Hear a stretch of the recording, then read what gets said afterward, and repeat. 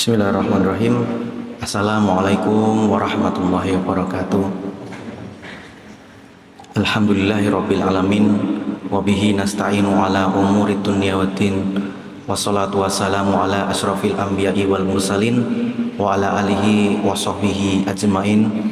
Subhanaka la ilma lana illa ma 'allamtana innaka antal alimul hakim. Rabbana taqabbal minna innaka antat tawwabur rahim wa tub alaina innaka antat tawwabur rahim. Bapak Ibu yang dirahmati Allah, jamaah salat subuh ya, Masjid Walidah Dahlan yang selalu dirahmati Allah. Alhamdulillah pagi hari ini Allah Subhanahu wa taala memberikan kita kenikmatan yang begitu luar biasa, baik nikmat iman, nikmat Islam, nikmat sempat sehat, sehingga kita bisa rawuh di masjid yang insya Allah diberkahi Allah ini. Mudah-mudahan apa yang kita lakukan memperoleh ridho dari Allah Subhanahu wa taala. Salawat serta salam senantiasa kita haturkan pada junjungan kita Nabi Agung Nabi Muhammad sallallahu alaihi wasallam, kepada keluarganya, kepada para sahabatnya, kepada para pengikutnya. Fa insyaallah mudah-mudahan kita termasuk pengikut beliau yang istiqomah. Allahumma amin. Bapak Ibu dan rahmati Allah, pada pagi hari ini saya memperoleh amanah untuk menyampaikan tentang kajian berseri fikih sholat. Dimulai dari kajian apa itu fikih.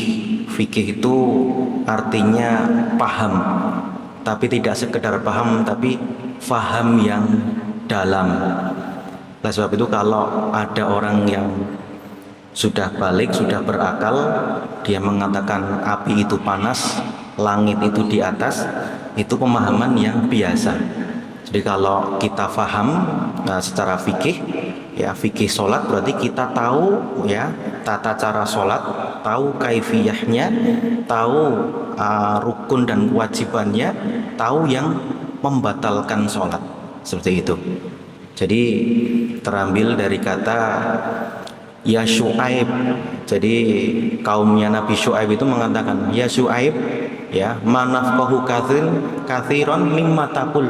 Kami nggak paham, ya. Jadi kami nggak fikih, kami nggak fakih, orangnya seperti itu. Apa yang engkau katakan, seperti itu. Nah, Bapak Ibu rahimahullah Allah, sholat menurut istilah itu berbeda sholat menurut bahasa. Kalau sholat menurut bahasa itu artinya doa. Ya, kalau menurut istilah adalah aqwal wa af'al, perbuatan dan perkataan yang khusus, dimulai dari kita takbiratul ihram, diakhiri dengan taslim atau salam, seperti itu. Oleh sebab itu satu-satunya ibadah yang diterima kewajibannya itu diterimanya di langit, Bapak Ibu, itu adalah perintah sholat. Jadi satu-satunya ibadah mahdhah yang diterima oleh Nabi, ya, itu diterimanya di langit, ya, di langit ketujuh, itu adalah sholat. Peristiwanya adalah peristiwa Al-Isra wal Mi'raj, seperti itu. Isra dan Mi'raj menurut sebagian ulama terjadi pada 27 Rajab. Ketika itu Rasulullah sedang bersedih hati. Kenapa? Karena Rasulullah ditinggal wafat paman dan istrinya. Kemudian Rasulullah mencari suaka dakwah, mencari partner dakwah ke kota Taif. Di Taif tidak disambut, tapi malah berlainan sambutannya, seperti itu. Yang pada intinya bahwa semakin sedih Rasulullah SAW. Tapi karena kuasa Allah, ya Allah tidak ingin hamba terbaiknya itu bersedih. Jadi dalam kehidupan kita tidak ada kesedihan yang mutlak, Bapak Ibu. Juga tidak ada kebahagiaan yang mutlak. Mohon maaf. Kebahagiaan yang mutlak itu ada ketika nanti seorang itu masuk surganya Allah. Itu baru bahagia mutlak. Dalam hidup kita apakah ada muda, kaya raya, sehat, keluarganya lengkap, niscaya itu tidak ada, karena dunia itu bukan untuk kebahagiaan mutlak seperti itu. Allah hibur Rasulnya ya itu di Isra dan Mi'rajkan. Subhanalladzi asra, Maha suci Allah yang telah memberangkatkan. Jadi Nabi tidak berangkat sendiri, harus diberangkatkan oleh Allah. Kalau Nabi sendiri yang berangkat, itu rasa-rasanya orang-orang Quraisy, orang-orang kafir tambah tidak percaya seperti itu. Dan logika kemanusiaan itu bagaimana seorang itu bisa berjalan Isra dan Mi'raj melebihi kecepatan cahaya. Maka mohon maaf, ilustrasinya kalau ada yang kosnya atau rumah godean ke Masjid Walidah Dahlan ini mungkin 5 menit ya, mungkin bisa ya. Tapi kalau mohon maaf makhluk Allah yang lain, semut, nah itu niscaya nggak mungkin gitu ya. Tapi kalau semut itu kita bawa, kita masukkan pecis, kita masukkan tas, kita berangkatkan, pasti bisa seperti itu. Jadi Rasulullah tidak berangkat sendiri, Bapak Ibu Allah. Sama seperti umpamanya suatu saat kita naik haji atau umroh, kalau ada yang memberangkatkan itu sangat luar biasa. Nah, jadi peristiwa Isra Mi'raj itu adalah pelipur lara bagi Rasulullah Sallallahu Alaihi Wasallam. Sekaligus Rasulullah menerima perintah yang sangat mulia, yaitu perintah sholat. Nah, Bapak Ibu Allah, jadi semua ibadah itu memiliki karakteristik dan keistimewaannya. Contohnya tadi sholat diterima di langit. Puasa itu adalah ibadah yang Allah sendiri yang akan memberikan ganjaran. Haji itu adalah ibadah mal dan ibadah badan. Jadi semua ibadah memiliki karakteristik masing-masing. Tapi kita membahas tentang sholat. Jadi Bapak Ibu Allah, ya posisi sholat dalam kehidupan kita seperti apa kira-kira? Namanya ada yang bertanya. Kalau Nabi Muhammad sendiri Sallallahu Alaihi Wasallam, beliau ini kalau ada perkara penting itu pasti mengatakan kepada Bilal, ya Bilal, arihni bis sholat. Wahai Bilal, ya, kapan azan? Ya, ketika azan tiba, saya mau sholat, sore itu. Jadi seberapa penting urusan kita semuanya, itu lebih penting sholatnya gitu ya. Jadi bagaimana kalau kita mengalami suatu kejadian peristiwa yang penting, terus kita menghadap pada Allah. Kalau sudah jalur bumi gitu ya, itu mentok ya, kita pakai jalur langit ya, istilahnya kalau orang-orang sekarang seperti itu. Oleh sebab itu penting dalam kehidupan kita itu ya sholat ya, sholat 5 waktu, sholat sunnah dan lain sebagainya. Rasulullah SAW bersabda, as-sholawatul khams wal jum'ah ilal jum'ah, Ramadan ila Ramadan, mukaffaratun ma bainahunna idza istanabatil kabair. Jadi sholat ke sholat, Jumat ke Jumat, Ramadan ke Ramadan, itu menghapuskan dosa, Bapak Ibu Allah. Kecuali memang dosa yang sangat besar yang harus orang itu bertobat. Jadi kalau kita itu mohon maaf berdosa ya, tanpa kita minta maaf, tanpa kita beristighfar, kalau kita melakukan kebaikan otomatis terhapus ya, seperti sabda Rasulullah kepada salah seorang sahabat, kalian atau kamu kalau di depan rumahmu ada sungai, terus kamu mandi atau kamu bebersih 5 kali sehari, bagaimana keadaan badanmu seperti itu? Di Arab apakah ada sungai, Bapak Ibu? Tidak ada. Hanya beberapa negara saja, Irak, Mesir dan lain sebagainya. Kalau di Saudi Arabia tidak ada. Oleh sebab itu ajaran Islam itu universal. Rasulullah mengatakan sungai gitu ya, sungai. Jadi begitulah ilustrasi kalau kita sholat 5 waktu gitu ya. Jadi betul-betul luar biasa sholat ini. Sholat juga merupakan wasiat terakhir Rasulullah ketika menjelang ajal beliau. Kata Rasul, as-sholah, as-sholah, sholat, sholat, jaga sholat, wa ma malakat aimanukum. Jadi kita disuruh untuk sholat, sesibuk apapun kita, jangan pernah meninggalkan sholat.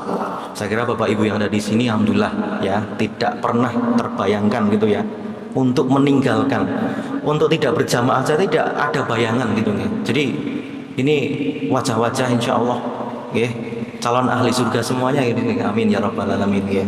Jadi sholat itu pembuka kebaikan. Kita lihat di dalam Al-Quran, wa aqimus sholah wa atu zakat. Kemudian qad aflahal mu'minun, yaitu orang-orang yang beruntung, yaitu orang yang alladzina hum fi sholatihim khoshi'un. Jadi biasanya sholat itu pembuka dari ibadah-ibadah lainnya. Jadi salah satu fungsinya ya itu adalah inna sholata tanha anil fahsya'i wal munkar. Sholat itu mencegah perbuatan keji dan perbuatan mungkar. Di sini Allah membedakan antara keji dan mungkar. Apa itu keji, apa itu mungkar ya, seperti itu. Kalau keji itu menurut beberapa ulama seperti Imam At-Tabari, Imam Al-Qurtubi mengatakan bahwa keji itu adalah perbuatan yang buruk yang itu berkaitan dengan biologis. Tapi kalau mungkar itu mungkar seperti mencuri, merampok, membunuh, kemudian juga narkoba dan lain sebagainya, itu mungkar. Tapi kalau keji itu namanya fahsya. Ya, fahsya ya berkaitan dengan biologis dan lain sebagainya. Naudzubillah, berzina dan lain sebagainya. Itu namanya fahsya. Jadi dibedakan seperti itu. Ada orang yang dia tidak melakukan fahsya, tapi dia melakukan mungkar gitu ya. Berarti sholatnya belum mencegah dari itu. Ada orang yang tidak melakukan fahsya, orang yang tidak melakukan mungkar, tapi mohon maaf fahsyanya dilakukan seperti itu. Jadi fahsya dan mungkar itu dibedakan. Ya, Bapak Irmati Allah. Yang terakhir yaitu alaman tajibu as-sholah. Sholat itu wajib pada siapa? Jadi para ulama mengatakan hukum sholat itu wajib seperti kaidah usuliyah. Kaidah usuliyah mengatakan al-amru tufidul wujub. Perkara atau perintah itu menunjukkan wajib. Jadi kalau tidak ada indikasinya atau indikator yang memalingkan dari wajib, maka hukumnya wajib. Jadi sholat itu hukumnya wajib.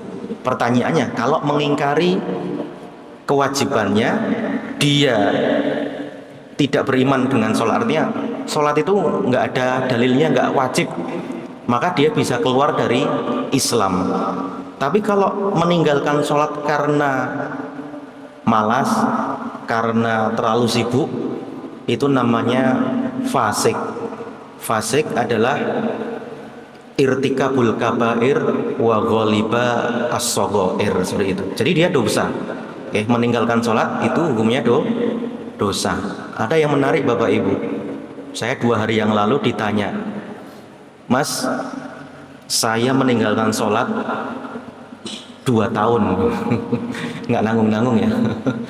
2 tahun meninggalkan sholat. Bagaimana saya harus mengganti supaya nanti besok di akhirat saya bara'atu dhimmah. Artinya kewajiban saya ketika saya dipertanggungjawabkan oleh Allah perbuatan saya itu saya sudah sholat wahai Allah. Itu gimana itu ya?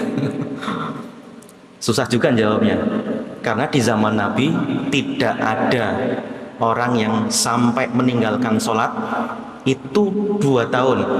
Jangankan meninggalkan sholat, mohon maaf ya, tidak ikut berjamaah saja itu sulit untuk ditemukan Bapak Ibu yang Allah. Bayangkan. Jadi jawabannya tidak ada di zaman Rasulullah SAW. Orang nggak berjamaah aja, yang pakai yang laki-laki itu dicela gitu nggih, dan lain sebagainya. Ini meninggalkan sampai lebih dari 1 tahun sampai 2 tahun. Maka saya cari di buku-buku turos ya, fikih-fikih seperti Bidayatul Mujtahid, wa Nihayatul Muqtasid, kemudian juga Ahkamus Shalah dan lain sebagainya. Ternyata ulama sepakat untuk bahwa yang meninggalkan sholat itu wajib mengkodok.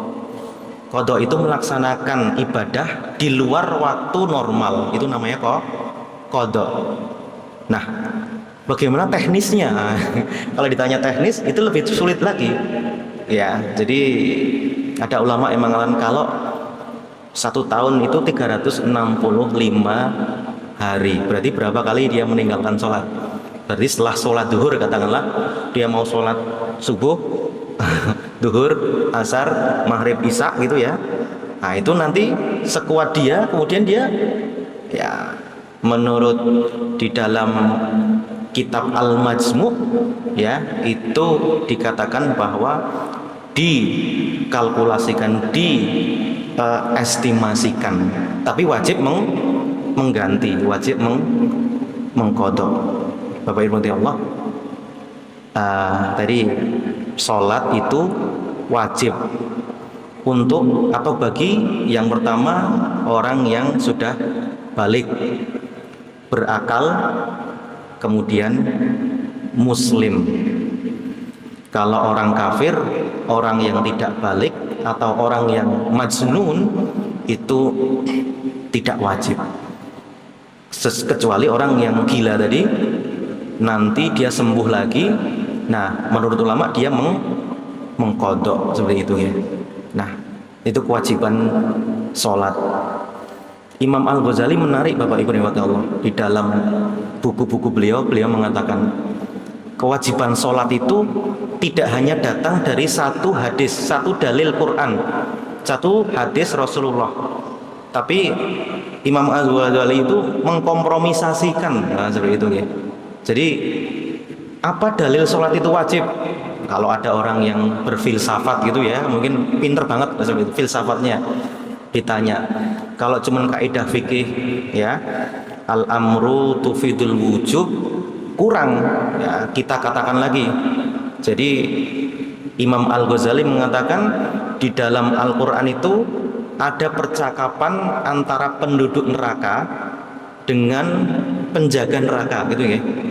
Kemudian dikatakan masalakakum fi sakor, apa yang menyebabkan kamu masuk neraka sakor? Kata penduduk neraka, lam naku minal musallin, kami nggak pernah sholat. Jadi dikumpulkan dalil-dalilnya, berarti sholat itu wajib. Nah seperti itu gitu. Jadi itulah menurut ulama. Bapak Ibu Allah, barangkali cukup sekian. Besok kita lanjutkan dengan pembahasan yang insya Allah juga penting ya, semuanya penting ya. Insya Allah kita akhiri dengan doa kafaratul majlis. Subhanakallahumma wa bihamdika asyhadu alla ilaha illa anta astaghfiruka wa atubu ilaik. Assalamualaikum warahmatullahi wabarakatuh.